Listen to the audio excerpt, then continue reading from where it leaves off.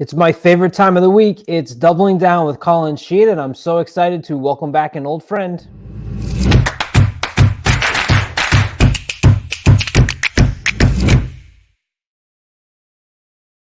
The Prophets on YouTube. Here we are. We are back with Doubling Down with Colin Sheehan, and old friend Vinny Blonde is back. What's up, Vinny?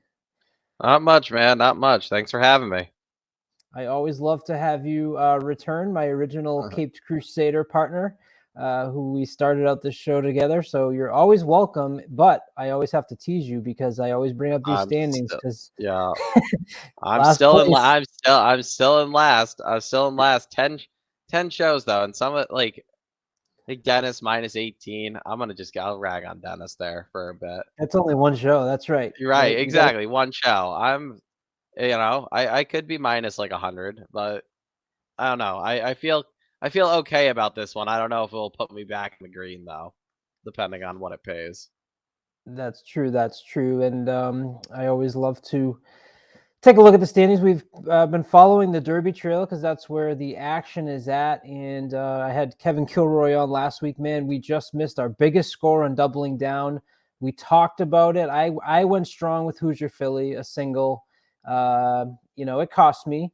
Kevin on this show said he loved Miracle. And then at the end of talking about that race, I said, well, if I'm going to go with another horse, I would go with Pretty Mischievous. And we talked about, well, if you're going to go with Miracle and you're putting together a double ticket and you're taking a shot against Hoosier Philly, then use both of them. Don't just use one of them. He stuck with Miracle. We both had Angel of Empire. That double paid $181. So we both would have been all set on this show for a while, and Kevin would have certainly been welcome back. But hey, it is what it is. Hoosier Philly definitely, first race back as a 3-year-old. Maybe that's an angle you don't want to take those low odds on. Were you about Hoosier Philly? What'd you think? I wasn't too crazy about her. I haven't been. She's been impressive.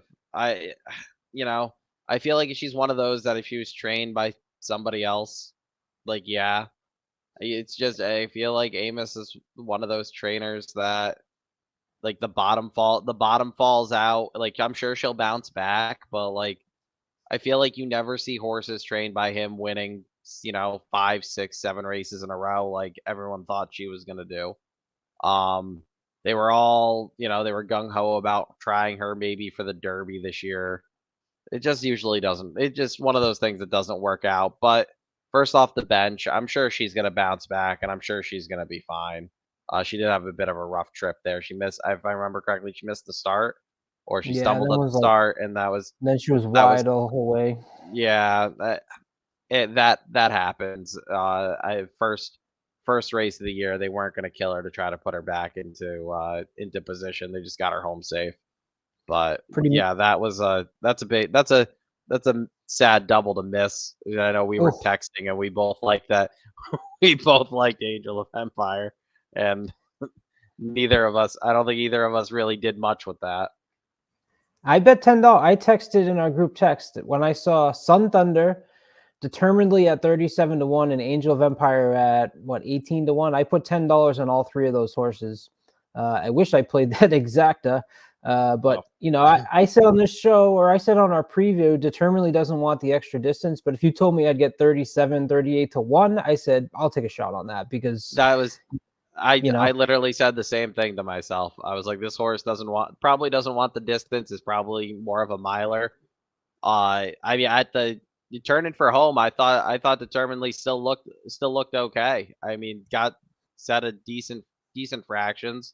Just yeah, the distance definitely got to him. But like you said, 30 something to 1. I had the horse in my exacta as well. It was too good to pass up. didn't finish too well. Doesn't want that distance. We were No, right. no, no. I'm gonna guess he's gonna cut back to about him. I think he's gonna be on the one turn game from here on out. So good stuff. Well, we come right back at it. As I told Matt on our preview show, it's nice to have 2 great weekends of strong racing and not a 4-horse Santa Anita qualifier in the middle of this, right? So we jump right into Hot Springs, Oaklawn, the Honeybee Stakes. This is for Saturday, February 25th. On this show, we put together a daily double for you. I think we have two very competitive races here as the first field comes up with a field of 12 for 3-year-old fillies. This follows the same points pattern as last weekend with 50 points going to the winner for the Kentucky Oaks. Where'd you go here, Vinny? I thought it was pretty hard not to go with Wet Paint. I thought she looked very good last time. Brad Cox's barn is just hot. I found it very hard to go away from Wet Paint. I wasn't quite sure about some of these morning lines though. I think I would have flipped some of. I would have definitely changed some of these. Like I if I get 12-1 on Gambling Girl for Pletcher, I'll be ecstatic. In reality, I don't think that horse should be anywhere near 12-1. So those were the two that I ended up on. I think they're. I don't think Pletcher's shipping Gambling Girl out here not to run well off the bench, and Wet Paint, if she improves off that last effort, she's going to be very tough for this field to beat. Yeah, she's coming out of that Martha Washington, which may end up being a key race in here of the ones that are also coming back. You got Taxed and Defining Purpose, who's also at 9-2. I agreed with you on Wet Paint. I definitely wanted Wet Paint on my ticket. I love the comments that I see there, full of run. It's something I always like to see at these longer distances with 3-year-olds that are in the youngest part of the season. But what I liked about Wet Paint the most, not only is you got the Godolphin and the Cox angle there, as you mentioned, continuing to improve speed figures, a really nice 5 furlong workout last time out, but the versatile running style is what I like to see. Two Back was really close on the lead, but has also come from off the lead. I think we're going to have a lot of early speed in here, right? Would you agree? I mean, that's what I saw when I looked at the Brisnet pace, pace setup in both of these races. I think you have a lot of horses that are going to want to be forwardly placed. Yep, yep. I saw the same thing. So definitely the fact that Wet Paint is versatile, I thought definitely helps Wet Paint there. I think if Pratt's smart, he'll sit her off because I'm gonna guess, like you said, that there should be some good pace in here. Sit her a length or two back, and then make one big move, turn it for home, and just go. That's what I would. That's the trip I am hoping that Pratt gives her. Not sure because I know Pratt's kind of been hit or miss lately, but we will see. So with what you said, I saw this race as being a little bit closer than you. I mean, you went really close. You went pretty strong with Wet Paint in the way that you laid that out. But I also want to take a shot here with the number one, effortless, elegant. Yeah, you slam all these letters together. You got to stop. You can't just roll off the tongue like normally. Yeah. Um, but this horse is out of Liam's map. I don't think the distance is going to be a problem based on pedigree. This horse has only raced twice. I don't particularly care for maidens jumping up against horses that have proven in stakes races, but on this one I would. It's also going 2 turns for the first time. There's a 60% chance of rain at Oaklawn on Saturday, so certainly something to keep an eye on. This horse last time out at Oaklawn won in the mud, earned an 89 Brisnet speed figure. Santana's back aboard, and these numbers popped out at me. Trainer Norm Cass, 53%, 19 races with 10 wins. That's not too bad. I'll take my shot on those connections anytime. Hopefully Ricardo can do something similar to what he did last time, which was just go. And, I hope that the horse has it. And if she does, 20-1 is really nice price that I'm going to definitely add to my ticket. The other long shot that I threw on there was the 5 Condensation. I put a maybe question mark. I know this is kind of a reach and a stretch, but when I went through the first time, I didn't have morning lines, and I kind of put a little check mark next to the horses that I'm interested in. I put maybe. I highlighted that Hartman's hitting at 34%. Trainer jockey combination's really good. This horse is out of Frosted, who's one that I always pay attention to. The early speed of this horse makes me nervous that all the others' early speed is going to cost this one.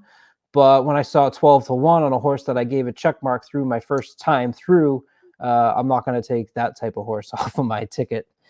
Either of those intrigue for you? Yeah, actually, effortlessly elegant was the last horse off my ticket. She is my third choice in this race, and for all the points you said, uh, I ended up leaving her off just because first time routing on the rail with other speed.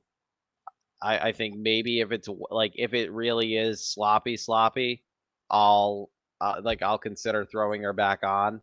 I doubt, like you said, I don't know if we get 20 to 1 on her. I think she will take a little bit of money. That last race was solid, especially if it is wet.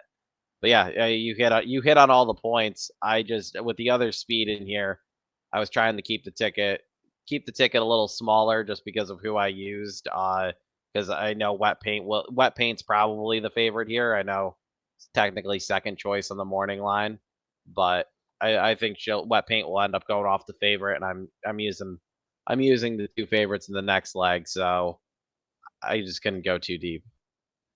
Yep, and I like Gambling Girl as well. I think the pace does set up really well for this horse who's going to be coming from off the pace. You get Irad and Pletcher, and this horse has also performed pretty well over a sloppy track at Aqueduct at the beginning of December. So that was another one at 12 to 1. I'm not going to take a 12 to 1 off my ticket. And the only other one I had there was Grand Love. This is an angle that I've been playing against nonstop, and I'm finally going to be playing against my own angle here, which was I don't like horses that last time out was the Breeders' Cup race. I feel like they get tuned up for that, and then they come out the next time and always lay a dud, aka a lot of the ones that we've seen recently. Was it Wonder Wheel? No, Chop Chop. Chop Chop. Yeah, no, my thing with Grand Love is like even though she's coming out of the Breeders' Cup, I don't think I don't think she's run a race that could win this against these horses. So the Like reason I I just yeah, and yeah. you're right. The reason I did was the last 3 workouts that I've seen off this have just been Yeah, bullet, bullet, bullet, basically. the workouts look great, and I looked at this first without the morning lines, and I looked at the morning line, and I'm like, really? Like that's your we're making Grand Love the morning line favorite here, and it's like, if this horse was like 8 to 1, yeah, I think I would definitely add it at 3 to 1 coming off the Breeders' Cup layoff and needing to run a career number today to beat this field against horses who have been running decent in the last month or so. I just thought that was too much to ask for at 3 to 1. If that's one of those, if they beat me, they beat me horses. Yeah, kind of hoping she drifts up was my thoughts there, is that wet paint would take more. And maybe defining purpose as well. Not someone that I wanted to put onto my ticket. I was curious if this horse wants the distance, but you do have that increased speed figure and coming out of that key, Martha Washington, but I just decided to play against defining purpose. Yeah, I have a defining my note on defining purposes. If I'm playing like a trifecta or something, the key underneath. I don't know if she wins, you kind of know the quality of the field, in my opinion. That's kind of what I've been doing with some of these prep races for both the Colts and the Phillies. Is there's some of those horses that just seem like benchmark horses. So if they win, you're like, okay, like this field probably not much here. That's what defining purpose seems like to me. But underneath makes complete sense. So I go 1, 3, 4, 5, 7 in leg 1. Vinny's going to go 4, 7. So we move on to the second leg of our daily double. You'll have to excuse my typo at the top there. This is not at Golden Gate Fields and not race 9. This is for Oaklawn. The Rebel Stakes, I forgot. I made a mistake. It's my first graphical mistake. I was rushing. But here's your field. And you have a nice field of 11. As we said, you got a great field in the Risen Star. I feel like the Risen Star was a little bit more compact as far as talent was concerned. And now you're getting maybe a little bit better on the talent level, especially in stalls 1 through 7, I'd say. You decided to go 3 deep here and using Verifying, Giant Mischief, and Talladega, which was an interesting one. Who would you like to talk about first? I guess I'll start with Talladega. Um, he's stepping up in class, but I really like this horse's pedigree. The last race was solid. Brissett does win these races every now and again. Ran off the second start as a 3-year-old, got an 89 Equibase fig. The horse that he beat is probably going to be second choice in race 4 on the undercard, and in my opinion, looks pretty tough. I don't know if Talladega can win, but at the price, there's good connections. I don't know if we get 30 to 1 on Talladega, and at 30 to 1, I'm willing to roll the dice here and spend the extra couple bucks on a double ticket. Talladega's by Into Mischief, can never go wrong there. The one thing I circled on the past performances was, remember, to be eligible for Kentucky Derby points, you have to be off Lasix. This horse has ran the last 2 times on Lasix, the first 2 times without Lasix. Now, obviously, there's going to be your typical gradual improvements from a 2-year-old to a 3-year-old season. So you can certainly go either way on that. Did that help or not? And Yeah, how's the horse going to run back it without him? definitely yeah, it definitely could, and, like, if this horse was 3 to 1, I'd probably take that more into consideration as a negative. At 30 to 1 and probably likely to get at least 20 to 1 on this horse, I'll roll the dice and hope he can run off Lasix. If he can, he can't, but, at 30 to 1, I'm not too, if he misses, he misses. It was a swing anyway. So we went different directions, which I'm always intrigued by. Usually when we both go different directions, one of us nails it and one of us is way off, which would probably makes sense for the way it is here. I think Verifying's a great horse. I just don't want the 2 to 1 and 11 horse field early in the prep season. That's just kind of something that I'm trying to find that value on. Verifying may very easily run this field off of run them right away. Matt DeSantis feels that way in our text message. He said Verifying could blow them all out. Although me and Matt both were interested in number 3, Red Route 1. This is a horse I've been high on. He just continually doesn't get there for me. Going up against Arabian Night was probably unfortunate for this horse. But what I mentioned in our preview show is, let's read through the last 4 horses Red Route 1 has lost to. Arabian Night, I'd say he's probably the best Baffert out there, right? Instant Coffee hasn't done much wrong there. 2 Fills is a horse that we gushed over on the preview show and ran a very respectable race in the Risen Star. And Forte, who is, one, or either got Arabian Night or Forte, 1 or 2 on the top 5, top 10s, whatever you're doing for a top in your Kentucky Derby ranking. So when you kind of consider strength of schedule, as they do in so many other sports, I think it's hard to say that Red Route 1 has had the toughest of the schedules of the horses that you've seen going into these races. The horse has run twice over the slop. One of those in the Street Sense wasn't great, but the last time out in the Southwest was respectable. And we talked about there being a lot of early speed in this race. This is the one that's going to be closing like a bat out of hell, like he has in the last at least 2.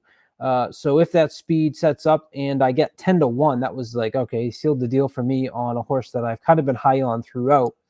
That Red Route 1 will certainly be one that I'm not going to take off of my tickets at this point yet. We'll see how this turns out, but Red Route 1 is certainly one that I am interested in. Yeah, he was on my maybe list for this one. He's another one that I feel like I'm really gonna have to see him beat me first before I start using him on top. He's a great horse for, he's a horse that I feel like any barn would love to have because he's just cashing checks. But until he starts winning, it's hard for me to put him on top because he likes coming in second. He likes running behind horses. So I'm kind of approaching him the opposite way, is I want to play him till he wins, and then I'm not going to play him at all. Right. Well, that's the thing. It's like, do you chase him? Do you chase him for, like, if today's the day? Okay, yeah, you're gonna, like, it's gonna pay, but, like, how long do you chase him for? Because I know people who have been chasing him like his entire, basically, like, since he broke his maiden.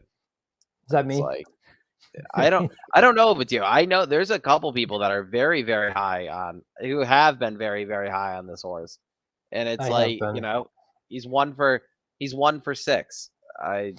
So I was really high on him. I haven't been high on him as long as maybe some are. I got really high on him in that Kentucky Jockey Club when he had so much horse and he just couldn't get through, and he had so much traffic. He lacked room. Trusty made a good point of when he finally did get room, he didn't take off like you might Mhm. wanted to see him. But then he came back with a really strong race against Arabian Knight, who's like I said, one or two or of the two. So I'm hoping that if he takes one more step forward, that on a sloppy track coming late, that maybe that's going to be the nice setup for him. Yeah, and like you said, he's bred like as he's one of those horses I feel like as these races get longer, he's gonna do better. He's bred to run all day, in my opinion. So, like maybe he really does want a mile and an eighth, mile and a quarter, maybe a mile and a half. The mile and a 16th, we might just see him, he's just getting in the stride as they hit the wire. So, yeah, I can't fault you for taking a swing with him. I just don't know if he's I couldn't trust him against verifying to actually pass him. So speaking of horses that want to run all day, the number 6 Reincarnated is actually who I'm putting on top in this race, and I've put out a little feelers on Twitter. I've asked around, and sometimes when you have these horses, you get like Tappett's Conquest was a horse that I've been on, and suddenly everybody wanted him last week, and you're like, I'm going to miss out on a good price. Well, this week I feel like I'm the only one standing on an island with Reincarnate because everyone's pass, pass, pass. There's a comment that Bob Baffert made a few weeks ago that Reincarnate's his Belmont horse. This horse wants to run all day, is what he said. So is 2 turns going to be a problem? Not at all. If you can say he's trained by Tim Yaktine, he's only been in the Yaktine barn for 6 days, so it's hard to Yeah. probably screw up a horse that soon. Not that Tim Yaktine would screw the horse up, but you get my drift of, it's a little bit different when they take him over in February and you're running him in May and under a new barn. You can consider this one for sure a Baffert horse. Now, people will say, oh, he's only raced against, I saw it come. He's only raced against 5-horse fields. Well, yes, the Sham was only a 5-horse field, but that was a gutsy stretch run that he put there to hold off Newgate and National Treasure. 2 horses to me that are solid. I mean, it's the West Coast and you're coming over to the East Coast. So you have to start playing that game of where do they fit in and how much better are they. But this is the kind of horse that I always play against, and it's the one that Baffert beats me with. It's like, oh, it's a short field. Oh, he's, the times at Santa Anita are faster than what you're going to see on the other tracks that are over here. Highest Brisnet speed figure last time out with a 98, and Reincarnate is a horse that I just have a gut feeling on, and I don't play that often, but Reincarnate is the horse that I think is going to win this race. Yeah, he looks tough. I don't know. I watched the other one that they took away from Baffert, Harlow Cap, get a perfect trip last weekend and just be absolutely flat. Um, he could win. I couldn't use him. I'm not a huge fan of Yaktine, and I know he's not really trained by Yaktine, but if this horse is going to stay with him through the Derby Trail, I don't really want any part of him. I think it's hard. I think it's hard to compare Harlow Cap though, who was beating, Yellow Brick and Mr. Fisk and Superintendent, whereas Yeah, this horse has been going into the teeth of the Bafferts that yeah. are the best in that barn. My issue is that he only my big issue with that sham, like it took him 4 times to break his maiden. Okay, fine. I like his pedigree, but what he beat 4 stablemates last time, and spun intendant who it looked like he bled, and just completely dropped out of it. So, I know the stretch run was impressive, but sometimes those horses who when they train together, they don't always like to pass each other. So it's like even though they were dueling, it's like okay, well, where he was running with his stablemate, and maybe National Treasure and Newgate are better than verifying and Giant Mischief here, but shipping in might get you might get the weather, and I know he's a good magic, so he's got that curling line, so he should take to it fine, but probably hasn't worked or anything in any wet condition. I'd have to look at that, but I feel like out in California, Baffert usually waits till it's dry to do anything with them. Uh, yeah, I just I just think verifying has a higher upside in reality. So we'll see though. It wouldn't shock me if I'm wrong on Reincarnate. I just feel like this is the same story as last weekend, and I got talked on to using Harlow Cap, and he was awful. So Uh, I'm gonna let this one beat me, and it probably will. all right, well, let's hear about Giant Mischief, a horse that I have been high on, but I was even higher on Wild Atlantic Storm, which has been my best hit so far in the Derby prep season. In your favorite race, the Springboard Mile. Yeah, he had it. He missed the break and he made a giant run and just missed. You know, he lost to a horse that saved every bit of ground and just had a little bit more late. It was only a mile. It's concerning that he lost the Springboard Mile. In reality, I am like 5-2 on him is tough to swallow, and in reality, like I think he's gonna drift up because I think verifying is going to get. I think verifying and Reincarnate are probably gonna get hammered. He's gonna be the forgotten horse. But he's been working really well. They've been targeting the Rebel for over a month now. He's been working great. I don't think he wants to go 2 turns in my opinion. Yeah, I think he's a 1 turn horse. I really do. It won't surprise me if he can pick up pieces just be on a sheer talent level because I do think he's a legit graded stakes caliber horse. I just think he's that at like 6 or 7 furlongs. So it won't shock me if he comes running late to get second. If he beats this field, it won't shock me because I think he's very talented. I really do think he is a horse that I will probably end up. If he doesn't win here, I feel like they'll reroute him to run in like you'll see him like the Pat Day Mile and like the Woody Stevens in those races, rather than keep trying him in Derby preps because his pedigree, in my opinion, screams sprinter. And I was shocked to see you added a horse that lost the Springboard Mile on your ticket when you sent me Yeah, at 5-2. So I know, this I is a know. lukewarm pick I can sense from you. Yeah, he's very talented. I mean, with Yeah, a better he is. start, with a better start, he probably wins that Springboard Mile, and Absolutely. it's still concerning that he ran in the Springboard Mile, in my opinion. But he's been working great, so he seems like he's a very good workout horse. So I guess if he's ready to run, it's tough to keep him on the bench, and you got to find spots for him somewhere. So we'll see what he has. That is our daily double. Vinny goes 4-7 with the 158, costing him $6. Hopefully he can chip into that red. And I go 1-3-4-5-7 in the first leg in the Honeybee Stakes with the 3-6 in the Rebel Stakes. This is for Saturday, February 25th. I can't believe we're about to say March. This year is flying by. It's going quick. Good to see you again. Thanks so much for joining me. And stay tuned for a lot more coverage here on Trust the Profits.